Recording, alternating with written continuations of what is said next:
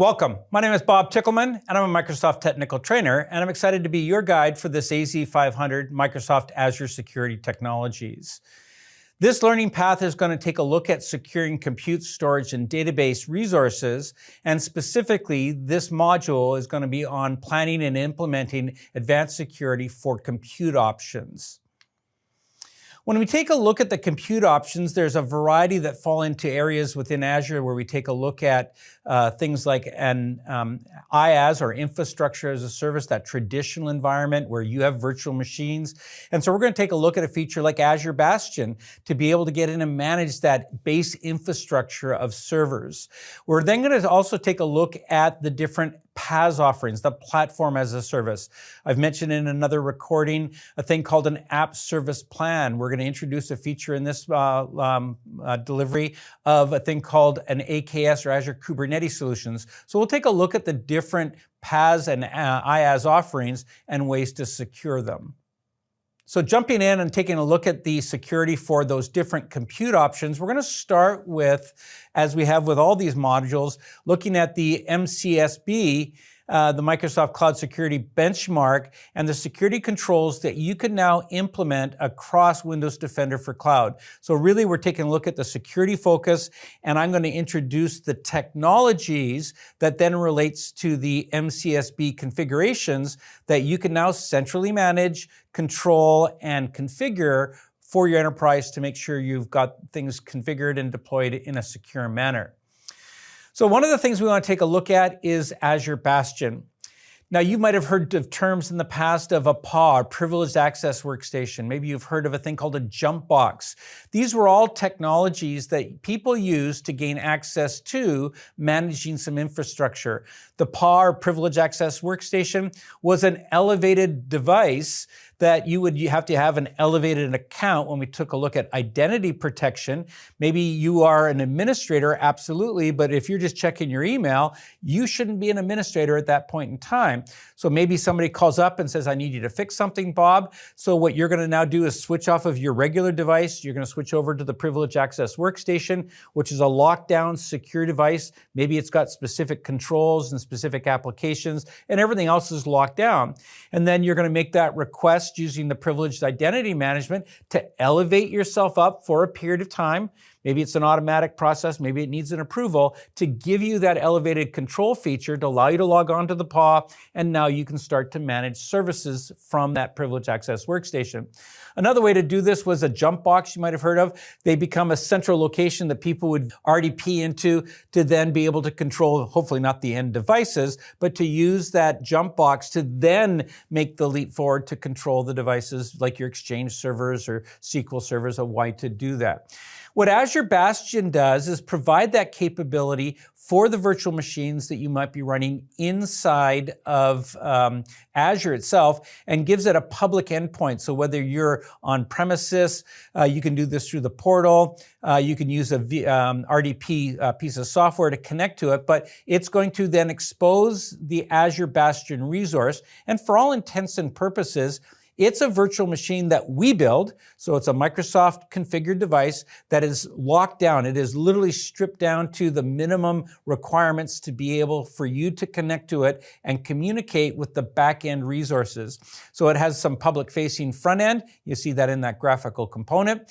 And so if I were to take a look at the virtual network, that's that light blue box. So we have a subnet specifically for the Azure Bastion environment. Now, it's not on the slide, and maybe I'll draw it in just a second. We've talked about a hub and spoke network and using features called VNet peering. So if I had a hub and spoke, I could actually have two back-end VNets that were maybe the back-end services where my application actually resided. And this is going to be that hub environment. So maybe you have a VPN connection into it, we've talked about. Maybe you have that firewall feature in that hub network. Azure Bastion would be another service that you could put into that hub feature. Now, I would recommend that especially because of the cost and central administration. Because remember, through VNet peering, by default, you're going to have access to all the subnets in the other VNets that are peered with this hub network that you're working with. And so I could use my Azure Bastion device to connect to all those devices if I wanted to. I had one customer that was actually putting Azure Bastion into all of the VNets because that's what they thought they had to do. And it increases the cost 2, 3, 4-fold. For every new Bastion that they put in it increases the cost when in fact they didn't need to do that. So think about centralizing your Azure Bastions into a hub and spoke network, put it as close to the entry to that hub and spoke network as possible in that hub network in a separate subnet in your VNet. So it's going to have this lockdown device. It's managed and built by Microsoft. It's locked down. You're going to make either an SSL or an RDP connection to that device in a secure manner. You're going to then be able to, through a connection that Bastion network has to, or subnet has to all the other subnets, you're going to then be able to RDP to those devices or SSL to them. And because those devices are in other subnets, you're going to be able to have NSG rules that are going to be automatically configured or built around your custom configuration to manage it. So it's a great way to provide endpoint management to those devices through the Azure Bastion environment. Another service that we offer is in the PaaS offering now is AKS, or Azure Kubernetes Services. And I don't want to make this a Kubernetes and container environment, but you have to understand the components. So instead of you having to build all of the infrastructure, the vast majority of this infrastructure is going to be managed by Microsoft. So that top part of the right-hand side of the slide. So all of the AKS, the Kubernetes and the container environments is installed, maintained, and secured by Microsoft. And then we give you the capability to build on top of that. Now, while containers are the thing that you deploy your applications to, you've got to understand the hierarchical piece. And so maybe I'm going to do some whiteboarding for just a second to make some sense of this. And we'll try and highlight where you can put security into your AKS solution. So let's go to a whiteboard session for a second. So for an AKS solution, let's take a look at all the parts that are available for us. So I'm going to start off in the upper left-hand corner, and you've got some code that represents your application that exists in some repository. So I'm going to have, maybe it's a GitHub repository. So you've got a repo, is the technical term that everybody calls it, where your code is. You're going to want to make sure that that repo has security around it. There's a wide variety of both public and private. We even have repos in Azure that you can use to manage who can access it, who can update the information, but the code should be in a secure location. The second part in the upper right-hand corner is where we're going to have our container registry.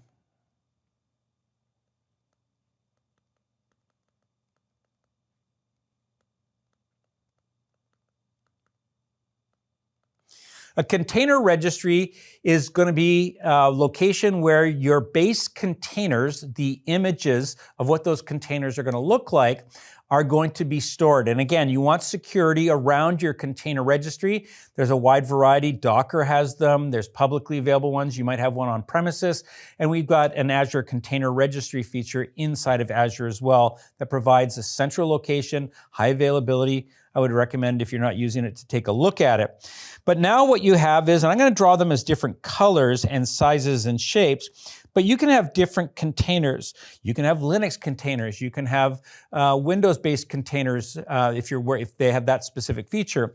But basically, a container becomes a base image in which you can deploy your code. That container is going to have different characteristics. It might have features for the amount of memory that it has, the amount of storage it has. So I'm going to just call this 1 core. Maybe you have a bigger version that has 4 cores.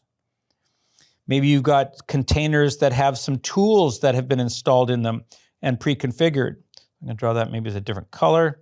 So I've got a different container that has some tools that are in it. Maybe it's WinZip or something, but you've already pre-configured the container to have something in it. You might have a different container that is going to be available for you. These are just base images. Then you get your container environment, your AKS solution, and at the end of the day, you create what's called a build.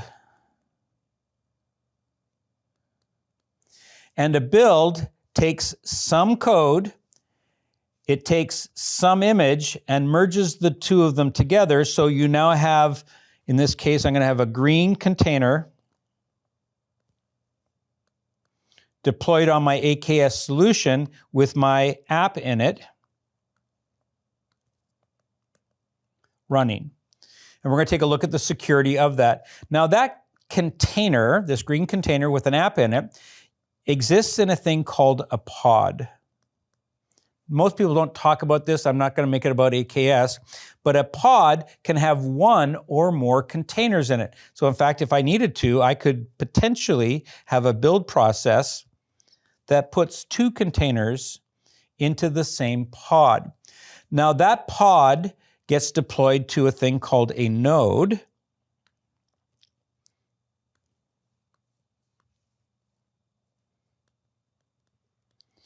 which for all intents and purposes is a virtual machine. Now this is why we get into the security piece. So, this is just preamble. Your pod can have one or more containers. These containers have resources. So let's say that this is a virtual machine that has 24 cores and it's got 128 gigs of RAM. I've just taken, with these two containers, I've taken maybe 4 or 5 cores, I've taken some RAM. So I can only deploy as many pods onto this infrastructure that we have resources for. Once I consume all the resources of this node, I then potentially need more nodes. And so you now have multiple nodes, and these exist in a thing called a pool. All of this is infrastructure that needs to be secured, monitored, and maintained. And that's the background I wanted to take a look at. So let's go back to the slides, if that makes sense to you. We're going to take a look at where we can apply security in this overall solution. So what you're seeing on the slide is very similar to what I've drawn. AKS emits some values so you can check to see what the update versions are and manage that component. But really what you're looking down is at the bottom of the slide where your container VMs, they're being built by Microsoft, but you still configure them. You say, I want a Windows pool running Windows Server 2019 with this. So you can still configure that. You might not be able to reach out to those virtual machines and get the base operating system configuration, but Microsoft emits a lot of this information for you so you can include it in your MCSB monitoring so you know what's happening, although you can't physically connect to those underlying services. So that's, I guess, the big takeaway here is AKS is a great solution. You don't have to buy the servers. You don't have to, install the servers. You don't have to configure the servers. You don't have to secure the servers. That is all going to be managed for you. And all of the things that you as a security analyst need to know is how are they running? I need to get this emitted information, and that's going to be available for you as part of the MCSB for your monitoring, configuration, and the deployment of those environments. So when you deploy an AKS service, you can have two types of isolation. So network isolation can go to a logical isolation or a physical isolation. There's pros and cons to both. The logical operation is going to allow you to have your containers deployed to a logical infrastructure while they're separated from the other resources running on that server. They are potentially shared with other applications that are running by other people in your organization or possibly other organizations. But it's an optimum way to run the services. You're going to optimize the hardware that's going to be used. Now, the physical isolation, you and you alone are going to be able to deploy and have your containers run on the infrastructure that is being physically isolated. Now, that is going to make it way more secure, but it comes at potential more cost because if you're not utilizing all the resources of the pools and the nodes, you're going to be potentially paying for resources that are not being used. So pros and cons to both. One is more secure, physical isolation. Logical is cheaper, but what level of security do you need? And maybe it's controlled by government regulations or industry standards. They may dictate what you might have to do, but they can be monitored in either of those secure environments. So taking a look at what we just talked about, so Windows Defender for Cloud has the way to protect the AKS features from environmental hardening that you're working with, vulnerability assessments, all of that stuff, as I've said, gets emitted, although you can't physically connect to the servers potentially and log on to the server like you would have if you had built the environment. All of that information is going to be there. You just don't have access to the infrastructure services themselves, but all of that information is going to be emitted to you. Taking a look at identity, that's the left-hand side of this, is going to take a look at authentication within this AKS environment. And in another recording, we've talked about identities, and we've talked about user accounts and service principal names and security identities. We've talked about managed identities as all of those pieces now come into play. And the AKS solution, you'll see in the top right-hand corner there, it says you can't disable the AKS managed Entra ID integrations that are there by default. Second point, you can't, if you've built services back in the day when it was known as Azure Active Directory or ADDS, you might have to upgrade those service environments so that you can now take advantage of the new Entra IDs that are going to be available for you. So there's some ways for the authentication features that we've talked about in other recordings, using these modern identities to actually manage the infrastructure that you're deploying to. I mentioned these different metrics that are being emitted. So there's the monitoring features that are available, but we also have the whole set of traditional log environments. Metrics and logs are features. Metrics are pure numbers. Logs are activities of specific features. You can get them either through the Azure portal or through some command line interface or PowerShell commands to get the metrics that are available for you to include in your measurements and assessments of your infrastructure. When you take a look at AKS, which we've just done, is a full end-to-end suite of containers. Now, that's the ability to have the pods, nodes, and pools. We have a feature, and we've talked about Azure App Services. Azure App Services, very similar, is not containers. It's that traditional environment of deploying either to, say, an IIS server on Windows or an Apache server running on Linux. We've also got something in between called an Azure Container Apps. This is a relatively new feature within the last year of this recording, where now instead of having app services running in app service plans in that traditional environment, maybe I'm not ready to go all the way to a full AKS solution with Kubernetes. I still want some containers, but I want to do all the orchestration, the management of it. So Azure Container Apps is kind of that Goldilocks piece right in the middle. And so we provide a whole set of benchmark security features that we have that can monitor and manage your Azure Container Apps that you might decide to deploy on your journey from traditional applications to an AKS solution. I mentioned that you might have a container registry. Going back to my whiteboarding session, that top right-hand corner, your container registry, you want to manage access to the registry. Who can actually publish images to the registry? Who can go in and change those images? Where can I pull those images out from and start to deploy? All of those are potential attack surfaces that you might want to consider monitoring for and controlling access to. And so that's what they're getting to here, is that container registry feature for the hosting of your containers that would then eventually run your applications once they're deployed. When we take a look at Azure Storage, and we'll be doing this in a bit more detail in another recording, but one of the things that both containers and AKS solutions have, they're referred to as non-durable. So they are an in-memory resident container that your application has. We mentioned in the drawing, you might have 4 cores. You might also have an amount of memory that's allocated to the container itself. So you got 4 cores, maybe you've got 2 gigs of RAM, and so it's happily gathering some data, doing some calculations, it stores that information. The trouble is it's volatile. It may go away. And so to be able to make your information in a container durable, be lived beyond the existence of the container itself, you may need to write that information into some form of durable storage. And that's what they're talking about here. Azure Disk Encryption, as part of a feature for Azure Storage, you might want to be able to encrypt the storage that you're working with, as well as being able to, if you have virtual machines. So now your virtual machines have VHDs. Those VHDs need to be stored in some kind of storage. Those can be now stored into a storage account. And we have in the storage recording, we'll talk about things are stored at rest. So by default, at rest, all those storage information in a storage account are going to be encrypted at rest.